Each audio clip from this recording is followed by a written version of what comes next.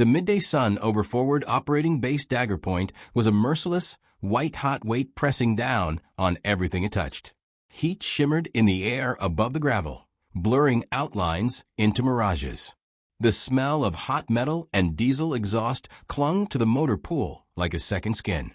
Breslin Tannen was on her knees beside a battered Humvee, forearms deep in its wounded engine. The skin along her hands was etched with thin lines of old burns, nails uneven and permanently stained with oil. She worked without hurry, but with a precision that made each movement look inevitable, as though she already knew exactly where her fingers needed to go before she moved them. Around her, the elite SEAL detachment stationed at the base came and went in tight little knots, men whose walk announced their rank long before their uniforms did. They didn't notice the quiet mechanic at first. When they did, it was with the casual disdain of people certain they were looking at someone of no importance. The first voice came from behind her. "Careful with that, sweetheart," Lieutenant Commander Wexford said, his tone dripping with mockery. "Costs more than you make in a year." 3 of his men flanked him like shadows, grinning at the joke before it had even landed. As they strolled past, one deliberately nudged her open toolbox with the toe of his boot. Metal clattered across the gravel, sockets bouncing under nearby vehicles. "Should have left the janitor back in her closet," Wexford added without looking back. Breslin didn't answer. She pulled her hands from the engine, wiped them on the rag at her belt, and began gathering her scattered tools one by one. A thin sleeve slid back as she reached under a truck, revealing a pale, jagged scar across her wrist, a mark that disappeared under the cuff of her uniform. The base commander, Colonel Harwick, appeared moments later, striding briskly through the motor pool with a clipboard tucked under his arm. He gave the SEAL team a polite nod, then barely glanced at Breslin before moving on. Her posture was relaxed but not lazy, her eyes lowered but never unfocused. She was always watching, tracking movement, memorizing faces, noting where weapons hung on hips, and where security lapses crept in. It was habit, so ingrained she barely noticed she was doing it. Later in the mess hall, Breslin ate alone at the far end of a long metal table. Her meals were efficient affairs: eat, clean up, return to work.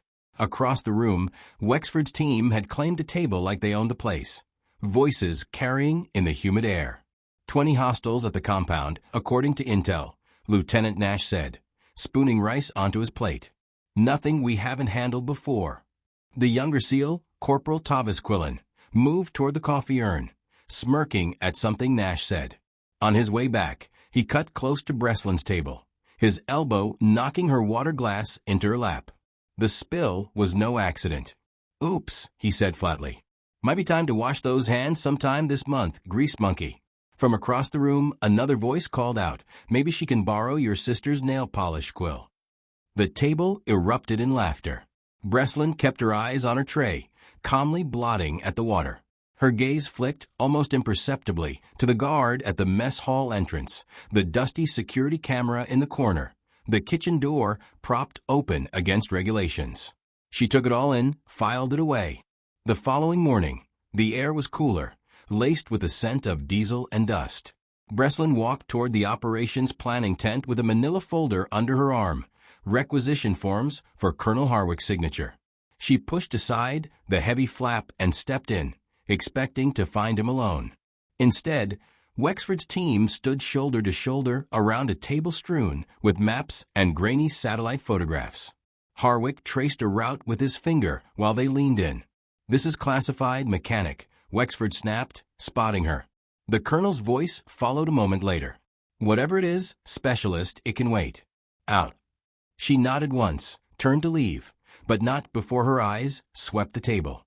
A red marker line arced through a narrow mountain pass, and something about its placement caught her attention.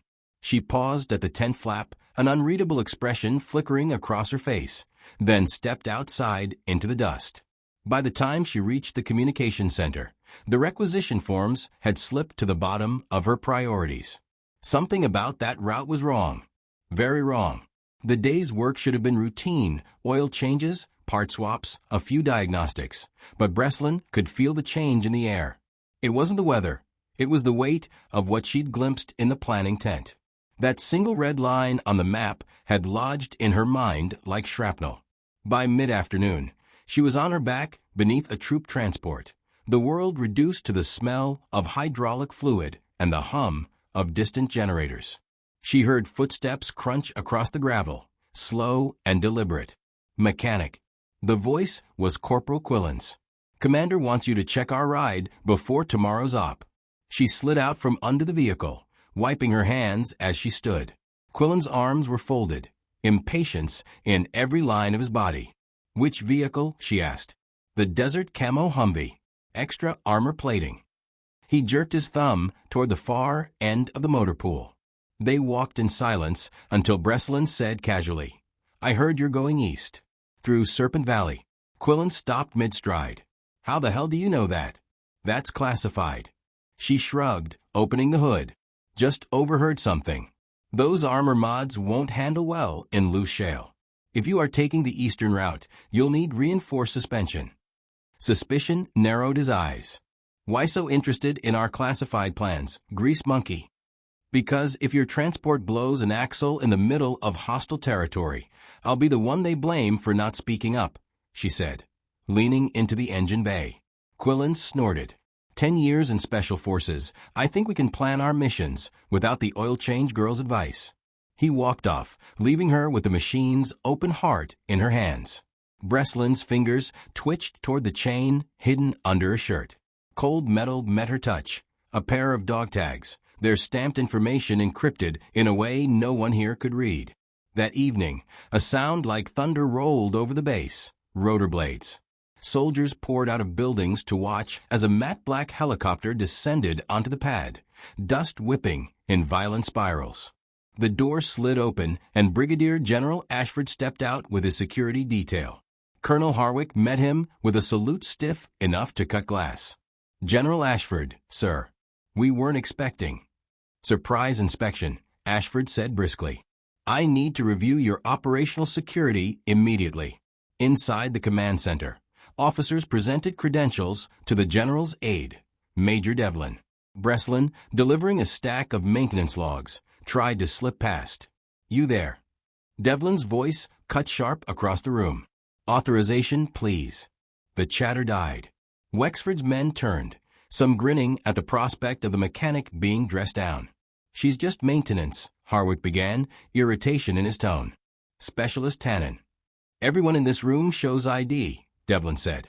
No exceptions. Breslin didn't move for a moment.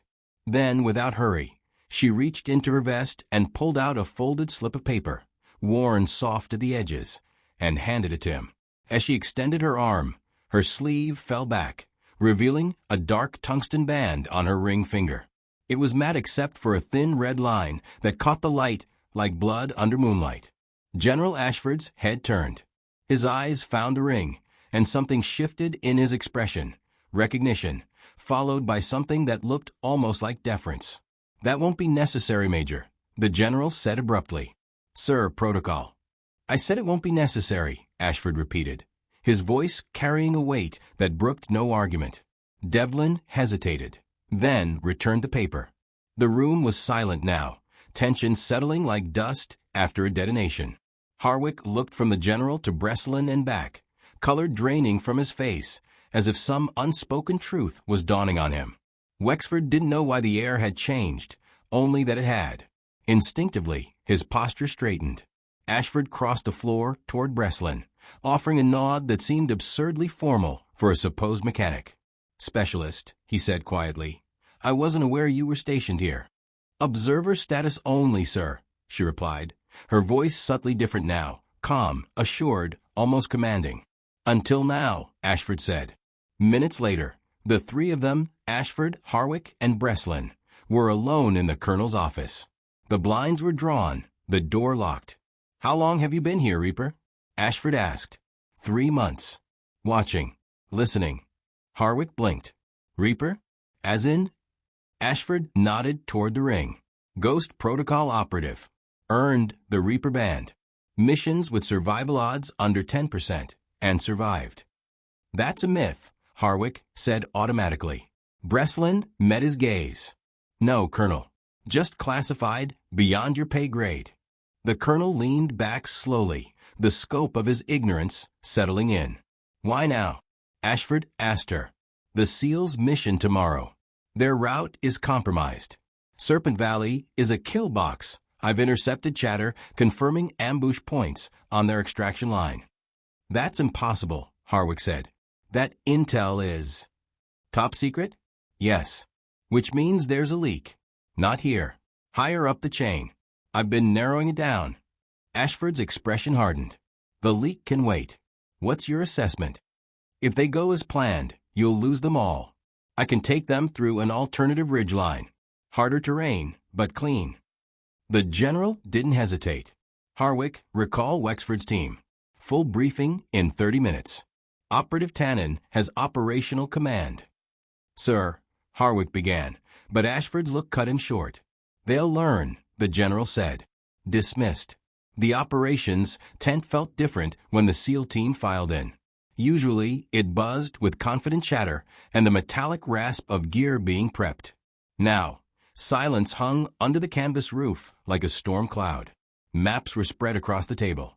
Not the same ones Breslin had glimpsed before, but new charts marked with bold red X's and an unfamiliar route traced in sharp, deliberate strokes. The tent flap opened. Colonel Harwick entered first, his jaw tight. Behind him came General Ashford, then Breslin. Every man in the room glanced at her, then back at Harwick in confusion. A mechanic didn't belong in a classified briefing, not unless something was very wrong. Wexford was the first to voice it. Sir, we were told our mission parameters have changed. Why is maintenance staff here? Commander, Ashford said evenly, meet Operative Tannen. She'll be leading your extraction. For a moment, the tent was soundless except for the faint flap of canvas in the wind. Lieutenant Nash's mouth opened and closed again. Corporal Quillen's eyes darted from Breslin to the general and back, trying to reconcile what he'd heard. Wexford's voice was flat. That's not possible. She's a... No, Ashford interrupted. She's one of our most decorated covert operatives. Her mechanic role was cover for an ongoing observation mission. One of the SEALs whispered, the ring. Yes, Ashford confirmed, the Reaper Band. Earned by operatives who complete missions with survival odds in the single digits and return. Breslin stepped forward. The slouched shoulders and muted presence were gone. Her stance was sharp, spine straight, voice carrying the weight of command. Your original approach through the Eastern Valley is a death sentence, she said, pointing to the map. 30-plus hostiles are already in position here, and here. Her finger tapped the points without hesitation. They'll have overlapping fields of fire. You'd be caught in under 90 seconds. Wexford leaned in despite himself. And your alternative? She traced a line along the northern ridge. Steeper terrain, narrow passages. But no signs of enemy presence. I've verified the line of sight angles and potential cover points. You'll need to move light and fast. Quillen still looked skeptical. How do you know all this? We haven't even. I have my channels, she said. You don't need the details. You just need to decide if you want to live. The general's gaze swept the room. Operative Tannen will be point. Wexford, your team supports her plan in full. Years of discipline kept Wexford from objecting. He gave a single, curt nod. Understood. The briefing shifted into a different rhythm. Breslin took command of the map, outlining infiltration timing, movement formations, and fallback options. Her voice carried the calm certainty of someone who had lived through more ambushes than the men in front of her could imagine. Lieutenant Nash leaned toward Quillen, muttering under his breath, "She's got the ridge memorized like a range map." Quillen said nothing. He was still remembering the way she'd warned him about the Humvee's suspension, and how easily she'd been right. When the session ended, Ashford pulled her aside. "Are you certain about going with them? This was supposed to be non-combat for you." "With respect, sir," Breslin said, "they don't trust me yet. In the field, that's dangerous. Better I'm there to see it through." Ashford studied her face for a long moment. "How many extractions like this have you run?" She didn't flinch. Enough to know what happens when trust breaks mid-mission. 3 hours before dawn, the staging area came alive. Engines rumbled, weapons were checked, and men strapped on gear in near silence.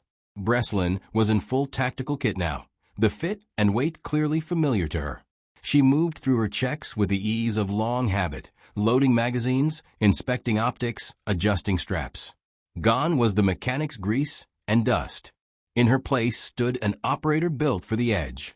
Quillen approached, awkward in a way Breslin had never seen from him. Operative. I might have said some things before. Focus on the mission, Corporal, she said, without heat. That's all that matters. Yes, ma'am. Across the yard, Nash was watching her assemble a custom rifle with smooth, practiced efficiency. He leaned toward Wexford. She's the real deal, Commander. Wexford's jaw flexed. He crossed the yard and stopped in front of her. The northern ridge leaves us exposed in sections, he said. What's your plan for that? She didn't miss the shift in his tone. Less challenge, more curiosity. Setting the rifle down, she knelt by the map spread on a crate. We'll use staggered overwatch here and here. The ridgeline angles give us natural defilade if we move fast enough. He studied the points she indicated, then nodded. Good. Let's make it work. Dawn was still a pale promise on the horizon when they rolled out. Breslin took the lead vehicle, Wexford beside her. The rest of the SEALs followed in tight convoy. Comms check, she called into her headset. Voices confirmed one by one. Mission is green, she said. No chatter unless it's an emergency. We move hard through the open. Regroup at Checkpoint Alpha. From the command center, Harwick and Ashford watched the convoy disappear into the gray light. Will they make it? Harwick asked. If anyone can get them through, Ashford said, it's her. The mountains rose ahead like jagged black teeth against the paling sky. Dawn light spilled in thin ribbons over the ridge, painting the shale in muted silver. Breslin kept her eyes forward, scanning every fold of the terrain, every unnatural shape in the rocks. The convoy snaked upward along a path that barely qualified as a road. Tires crunched over loose stone. The engines grumbled low, and each man in the lead vehicle could feel the isolation closing in. No air cover this deep, no easy way out if things went wrong. Wexford sat beside her, quiet but alert. He'd stopped underestimating her somewhere between the operations tent and the motor pool. Now his questions were precise, tactical. She answered with the same clipped efficiency she used when calling range adjustments. They hit the first exposed stretch just after sunrise. Checkpoint Alpha in 4 minutes, Breslin said into the comms. Eyes high, angles narrow. The lead Humvee pushed through a shallow saddle between two rock faces. Breslin's gaze flicked over the ridge lines, reading shadow and movement the way others read street signs. A faint glint, wrong place, wrong angle, caught her eye. Ridge right, 200 meters, she said instantly. Possible optics. The convoy didn't pause, but weapons shifted.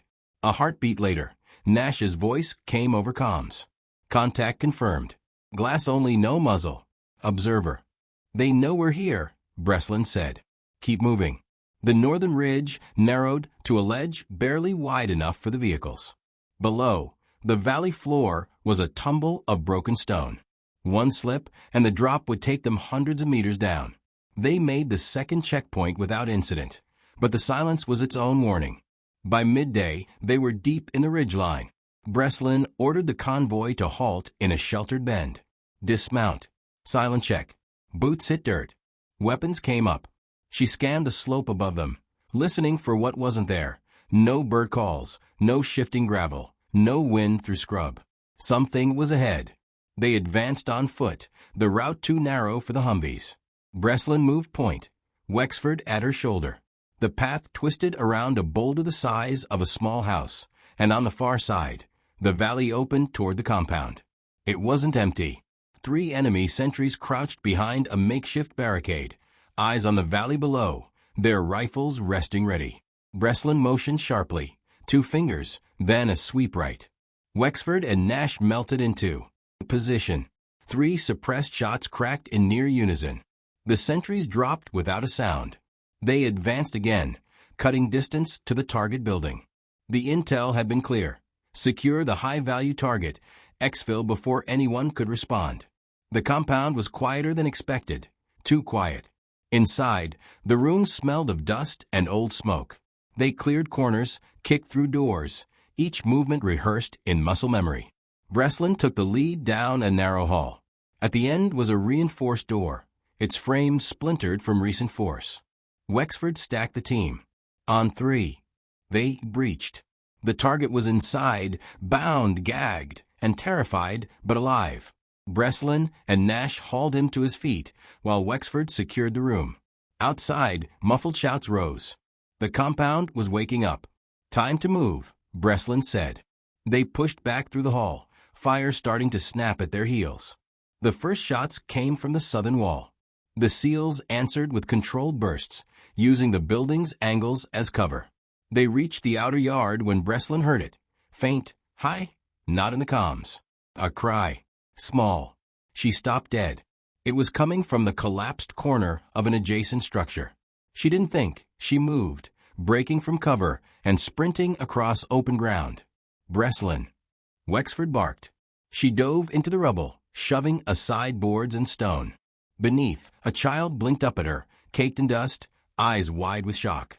She pulled him free, tucking him against her chest.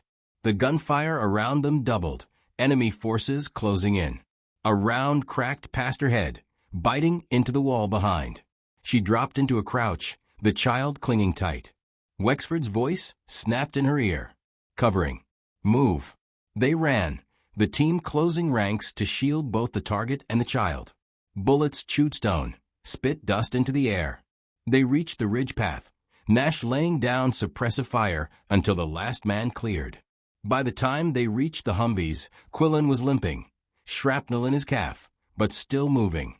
The child sat between Breslin and the target in the lead vehicle, silent and clutching her tack vest. The exfil route wound back through the ridge in reverse. Twice they spotted enemy scouts shadowing them at distance, but Breslin's route held. No roadblocks, no choke points.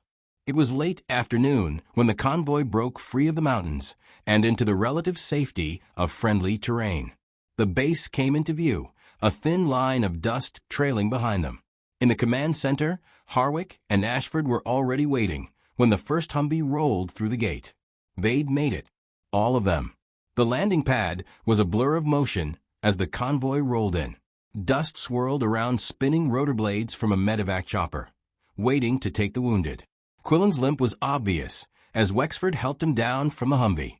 Nash had a makeshift bandage wrapped tight around his forearm, his uniform streaked with grime. But they were alive. Every last one of them. Breslin climbed out of the lead vehicle, lifting the child down with the same care she'd used to pull him from the rubble. A medic took him gently from her arms. His small fingers clung to her glove until the very last second. Colonel Harwick stepped forward. The salute he snapped was crisp, deliberate, and aimed at her first. "Operative Tannen," he said, his tone stripped of the dismissiveness it had once carried. "Mission status?" "Successful, Colonel," she replied, returning the salute. "Target secured. All personnel accounted for." The SEALs formed a loose ring around her as they walked toward the debriefing room. It wasn't protection she needed, but respect, the silent kind that doesn't have to be spoken to be understood. Inside, General Ashford listened without interruption as she outlined the mission. The valley was exactly as I assessed, fortified, overlapping fire sectors. If we'd gone through there, the team wouldn't have made it past the first choke point. Northern Ridge was clear. Extraction proceeded under intermittent fire. One civilian recovered. Ashford's eyes flicked up at that. Civilian. Breslin didn't blink. A child. Not in the briefing, not on the intel sheets. Couldn't leave him. Not protocol, the general said. "Some things don't fit in protocol," she answered. A faint smile touched Ashford's mouth. "That's why you're the best we have." He made notes about the still active leak. She gave him her narrowed list of suspects, higher command, off base, with access to mission briefs. He promised to handle it personally. When the debrief ended, Wexford stayed behind. 15 years leading operations, he said quietly, and I've never seen anyone run a mission like that. It was an honor to serve under you. Coming from him, it was no small thing. That night, the mess hall felt different. No one bumped her table. No one threw casual insults across the room. Harwick approached, hesitant. "May I join you?" he asked. "Of course, Colonel." He sat stiffly. "I owe you an apology. The way you were treated here, by me, by the men, it was wrong." "That was the point," she said. "If you treated me differently, my cover would have been compromised." "Still," he said, "had I known—" "You weren't supposed to know," she interrupted gently. "You acted exactly as I needed you to." He exhaled slowly, as though the truth gave him some measure of peace. "The general tells me you'll be leaving in the morning. May I ask where?" "You may ask," she said, with the faintest flicker of a smile. He nodded in understanding. "Classified. Always classified." The next morning, she was in the vehicle bay, packing her small, battered tool bag. Her official orders had come in overnight. A new assignment, somewhere far from Dagger Point. Bootsteps crunched behind her. She turned to see Wexford and his entire team approaching in formation. Wexford held out a small, square box. "It's not much," he said. "Just some decent nail clippers. Figured wherever you're headed next." The gesture was simple, but heavy with meaning. An acknowledgement, an apology, and a promise all in one.